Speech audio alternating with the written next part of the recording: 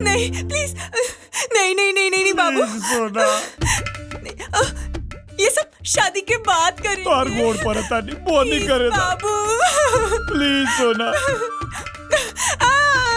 अच्छा ठीक बा, रो मत, हम जाता नहीं। जल्दी जल्दी जल्दी जाओ, जल्दी जाओ, जल्दी जाओ, जाओ जाओ जाओ जाओ, बाहर जाओ। अच्छा सोना, हम यहाँ नीचे सूत जाएं? नहीं नहीं नहीं नहीं, नीचे नहीं, बाहर जाकर सो, जाओ जाओ जाओ। सोना तोरा माई के गिरिया हम कुछ ना करब, खाली अंगूठा पकड़ के सूत जाए। अंगूठा? इससे क्या होगा?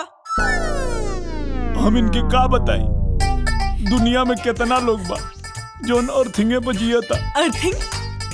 तोरा ना बुझाई। ठीक है सो जाओ। थैंक यू सोना।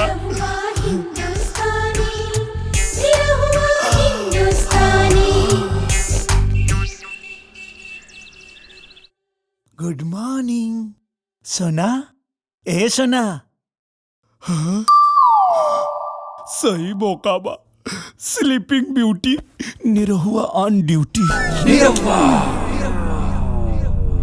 क्या यार जीतू, ब्रोकरी का पैसा भी नहीं लिया और निरहुआ को चाबी भी दे दिया फ्लैट का। अरे यार निरहुआ नया शादी कैले बा, गांव जवार के आदमी बा, पैसा ना लेने तो का हो गई। चला अच्छा पार्टी बा, गोरे गांव वाला तोहार फ्लैट दिलावता नहीं। चला का निरहुआ ब्याह कर लेलस? का निरहुआ ब्याह कर लेलस? का ब्याह?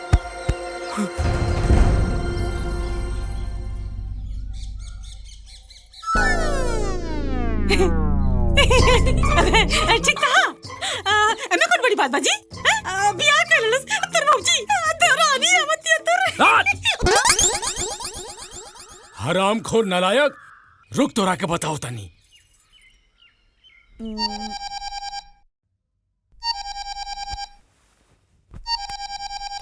बाबूजी यह टाइम मिलल तो के फोन करे के।